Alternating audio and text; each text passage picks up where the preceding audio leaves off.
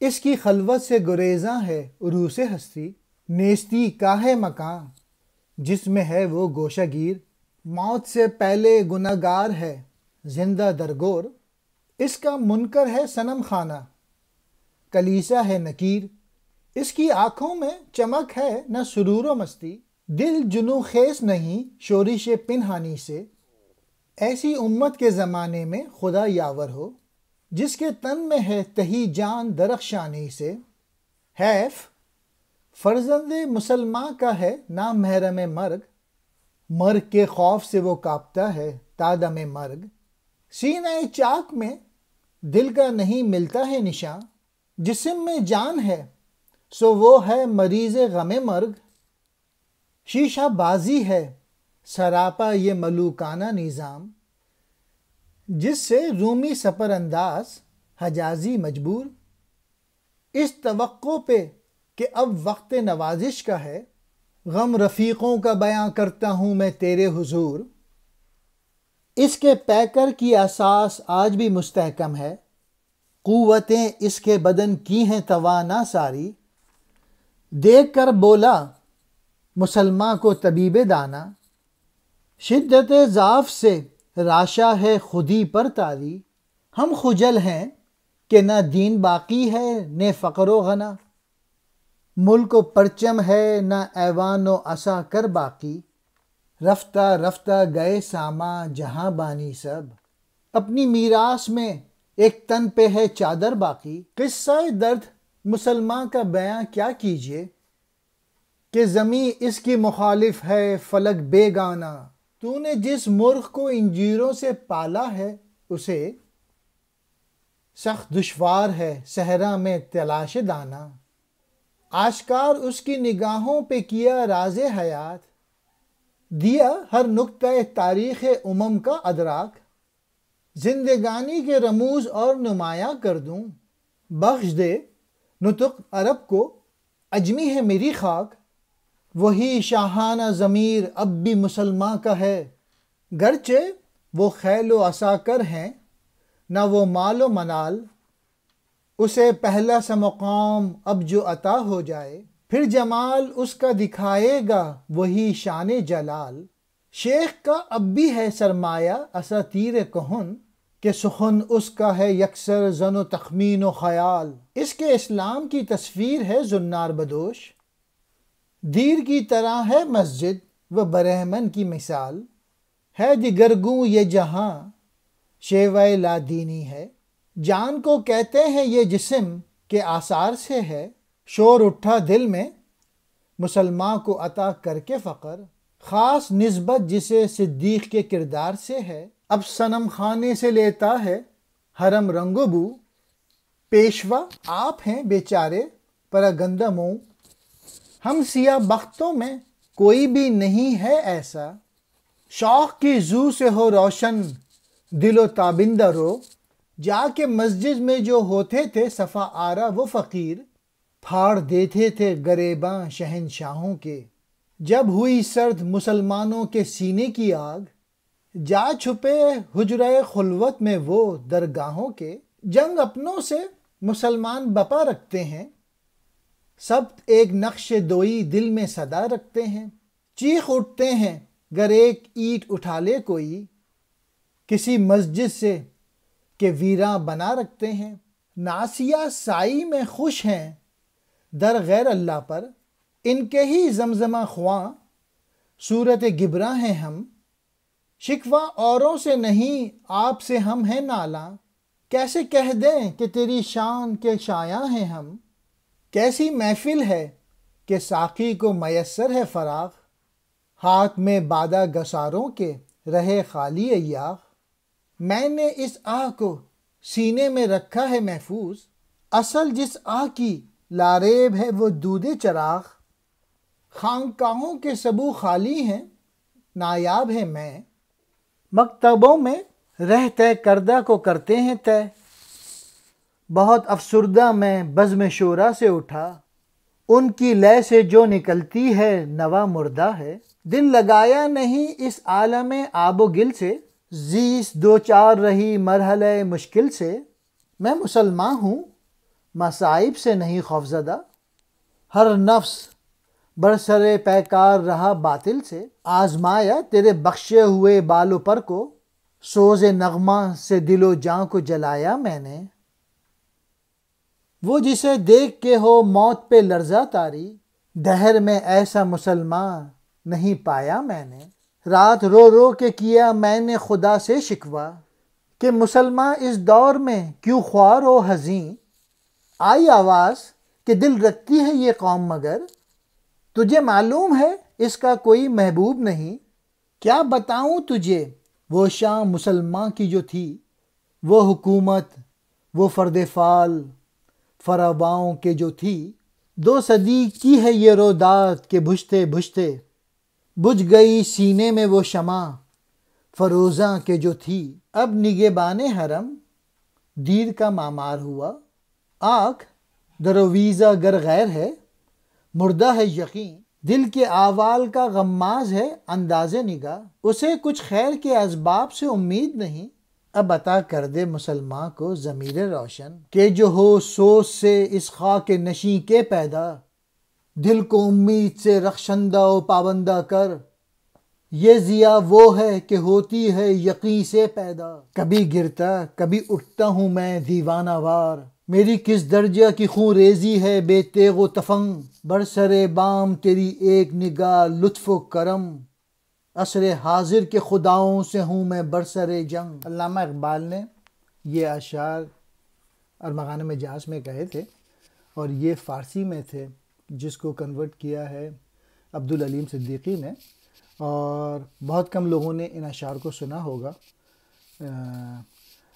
اور یہ زیادہ تر جواب شکوہ میں جو ریزنز تھے ڈاؤن فال کے، یہ ویسے ہی لکھے گئے ہیں کہ کیا ریزنز تھے مسلمانوں کے ڈاؤن فال کے۔ علامہ اقبال کہہ رہے ہیں کہ زندگی کی دلہن جو ہے ان غیروں یعنی غیر مسلم کی خلوت میں ہے، زندگی کی آسائش سے مسلمان محروم ہو کر رہ گئے، اور اس کی وجہ یہ ہے کہ ان کی بے عملی کی زندگی، وہ عمل نہیں کر رہے۔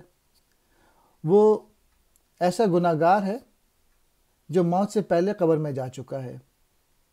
اس سے منکر اور نکیر حساب کتاب لے رہے ہیں، یعنی جو یورپی اقوام ہیں، جو دوسرے مذہب کے لوگ ہیں، وہ اب مسلمانوں سے حساب کتاب لے رہے ہیں۔ عروس کہتے ہیں دلہن کو، مقام نیستی جد جہد سے دور زندگی، منکر نکیر قبر میں سوال کرنے والے 2 فرشتے، کلیسا عیسائیوں کا گرجا گھر، بت خانہ، یہ کہتے ہیں دیر کو بت خانہ۔ اس کی آنکھوں میں نہ نور ہے اور نہ سرور، اور نہ ہی ان کے سینے میں بے قرار دل ہیں۔ خدا ہی اس امت کا مددگار ہو، کیونکہ اس کی موت بے حضور زندگی سے، یعنی مسلمان کی زندگی کا زوال اللہ کی بے حضوری کی وجہ سے ہے۔ مسلمان ہو کر موت کی حقیقت سے ناآشنا ہے، کیونکہ وہ موت کے خوف تک کانپتا رہتا ہے۔ میں نے اس کے مصائب اور غموں سے چاک سینے میں دل نہیں دیکھا، اور بزدلی اور گھبراہٹ والی سانس اور موت کا غم موجود ہے۔ سرور کہتے ہیں مسرت کو، اور نا صبر نہ کرنے والا دل۔ نظام میں ملوکیت سراسر دھوکہ دہی اور دکھاوا ہے، اس سے نہ کوئی رومی اور نہ حجازی بچ سکتا ہے۔ میں آپ کے آگے دوستوں کا غم بیان کر رہا ہوں، اس امید پہ کہ یہ دلوں کو تسلی دینے کا وقت ہے۔ مسلمان مرد کا جسم مضبوط ہے، اس کے بدن کی بنیاد مستحکم ہے، یعنی آج کا مسلمان جسم کی پرورش کر رہا ہے۔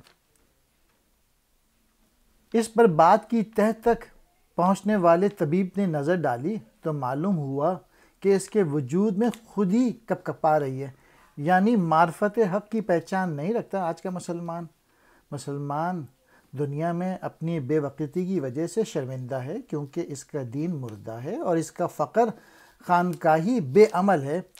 تو جانتا ہے کہ دنیا میں ہماری میراث مسلمانوں کا ورثہ کیا ہے؟ ہمارا ورثہ ایک گڈری ہے جو اسلاف کے مال و متاع سے حاصل کیا گیا ہے۔ مجھ سے مت پوچھو کہ مسلمان کا حال کیسا ہے، کیونکہ اس کی زمین آسماں کی طرح اس کے لیے ناموافق ہے، وہ ذلت کی زندگی بسر کر رہا ہے۔ پھر اقبال کہہ رہے ہیں کہ میں نے مسلمان کی آنکھوں کے سامنے زندگی کی حقیقت رکھی، میں نے ماضی اور مستقبل کے راز کھولے، میں زندگی کے رازوں کو کھول کر بیان کرنا چاہتا ہوں، تو مجھ عجمی یعنی غیر عرب کو عرب کی زبان عطا کر، کیونکہ یہ نبی کریم اور قرآن کریم کی زبان ہے۔ شدت ضعف، بڑھاپا، راشا، ہاتھ جو کب کب آتا ہے، خود ہی پر طاری انسان کی جو صلاحیتیں ہیں، اس پرندے پر جس کی انجیر سے پرورش کی ہے، اس کے لیے صحرا میں دالنا تلاش کرنا بھاری ہے۔ میں نے اس کی یعنی مسلمان کی آنکھوں کے سامنے زندگی کی حقیقت رکھی، میں نے ماضی اور مستقبل کھولے، میں زندگی کے رازوں کو کھول کے بیان کرنا چاہتا ہوں، تو مجھ عجمی غیر عرب کو عرب کی زبان سکھا دے، کیونکہ یہ نبی کریم اور قرآن کریم کی زبان ہے۔ مسلمان اگرچہ لشکری گھوڑے اور سپاہی اور عروج اور قوت نہیں رکھتا، اس کا ضمیر بادشاہوں کے جیسا ضمیر ہے۔ اگر اس کو کھویا مقام واپس بخش دیا جائے تو اس کا جمال یعنی اسلام کا حقیقی حسن بہت زیادہ رعب اور دبدبہ رکھتا ہے۔ شیخ کا سارا علم پرانی داستانیں کہنے تک ہے، اس کی ساری باتیں اور اندازے اور گماں پہ مبنی ہیں، یعنی وہ خود بھی حقیقی معنی میں اسلام کی روح تک پہنچنے سے قاصر ہے۔ آج کے ملا پہ طنز کیا ہے، ابھی تک اس کا اسلام زناردار ہے، یعنی ہندوانہ رسوم و روایت میں سے ہے۔ اس کے لیے کعبہ مندر کی طرح ہے، اس کا امام برہمن ہے۔ آج لادینیت نے دنیا کو تہ و بالا کر دیا ہے، روح کو بھی جسم کے نشانات میں سے مادی چیز کہا جاتا ہے۔ اس درویشی سے جو حضرت صدیق رضی اللہ تعالیٰ عنہ کو دی گئی، اس مطمئن اور بے عمل مسلمان میں اسلام کو اپنانے کے لیے جوش پیدا کریں۔